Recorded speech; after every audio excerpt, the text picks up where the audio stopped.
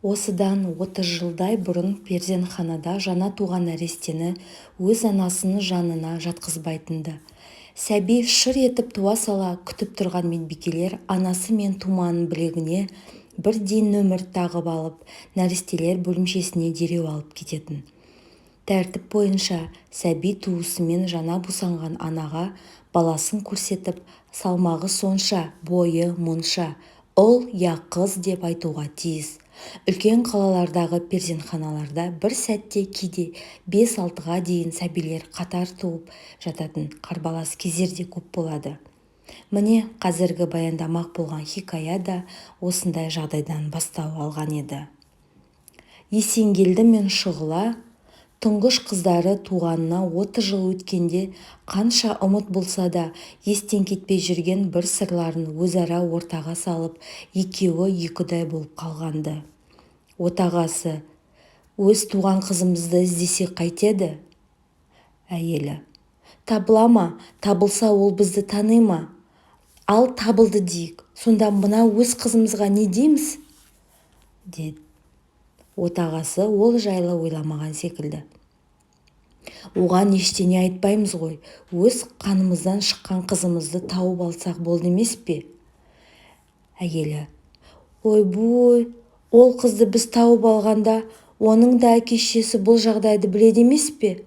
Олар да адам баласы ғой, бізге ауысып кеткен қызын олар іздемей қоя ма? Отағасына бұл уәж ойландырып тастады. Я, бәседеші, дегеннен басқа сөз айта алмай тарғып қалды. Әйелі алдағы болатын оқиғаны одан әрі өрбітті. Мына біздің қызымыздың да өз әке-шешесі баламызды көреміз деп келсе, оған не бетімізді айтамыз? Сен моңғолдың қызы болатынсың десек, апасы дегенде жанын үзетін ол байғұсты тіріде өлтіреміз ғой. Отағасы: я, бәсе, қиын болатын шығар. Бірақ өз қанымыздан шыққан қызды бір іздемей, артынан жоқтамай, оған өзінің қазақ екенін айтпай, мына дүниеден кеткенім менің көкірегімде көк мұз болып кететін сияқты. Ұлтшыл, қаншыл, намысшыл отағасының сөзі ақыры ерлі-зайыпты екеуінің құпия диалогының салмағын басып кетті.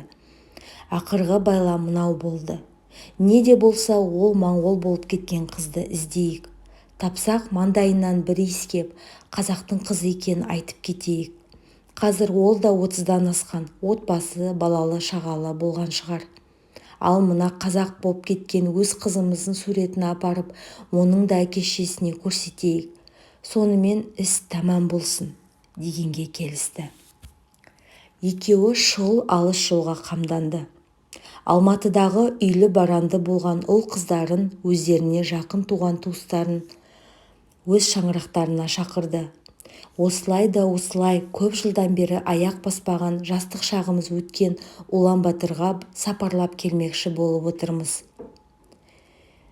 Осыдан ескі дос-жарандар бар, көшпей қалған өзіміздің бірлі жарым туған туыстар да аз емес, соларға бір сәлемдесіп қайтсақ деген ниет бар. Жиылған әулеттері жамырай, жөн десті. Екеуі бірақ келіскен негізгі мақсаттарын жылт шығармады.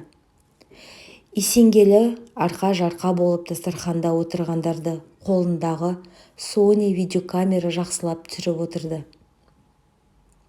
Ара-арасында: кәне, туыстарға сәлемдеріңді айтып қойыңдар, деп қояды. Бәрі де кезек-кезек дастарханнан бас көтеріп, алыста артта қалған туыстарға сағынышты сәлемдерін жолдауда. Есенгелді дастарханға қызмет етіп жүрген өзінің тұңғышы қызына объектісін көбірек тоқтатып: әйгерім, қызым, кәне Улан-Батырдағы туыстарға сәлем айт, десе, биязы мінезді сүйкімді қара қызы әдемі жымиып: әкетай, ол жақтағы туыстарды мен тіпті танымаймын да ғой, сонда да енді не дейін, деп күліп: Алматыдан сіздерге көп сәлем, аман болыңыздар, барғанда әкемен шешемді жақсы қыдыртыңыздар, деп қойды. Экранда қызының қысықтау келген сүйкімді қарақат көзі, жылы жүзі жақыннан ап-айқын болып көрініп, айтқан сөзі де сыңғырлай анық естіліп тұрды. Есенгелді отағасы да дәл осы сәтті күткен еді. Іс бітті. Бәрі де еш сөкеттігі жоқ әдепкі тірліктің бірі болып бас қосу тарқады.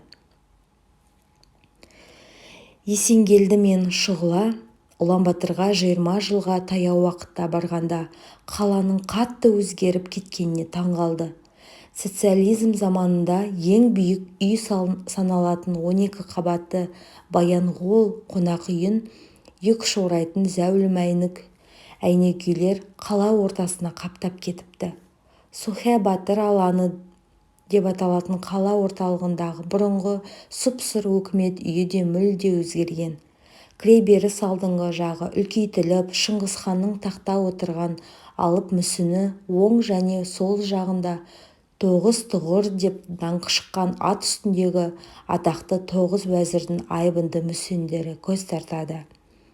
Ұланбатырдың алдыңғы жағынан шығыстан батысқа қарай сылдырап ағып жататын Тула өзенінің бұрындары талд қайын көмкеріп жататын табиғи жағалауын қазіргі элиталық деп аталатын биік үйлі аудандар иеленіп алған.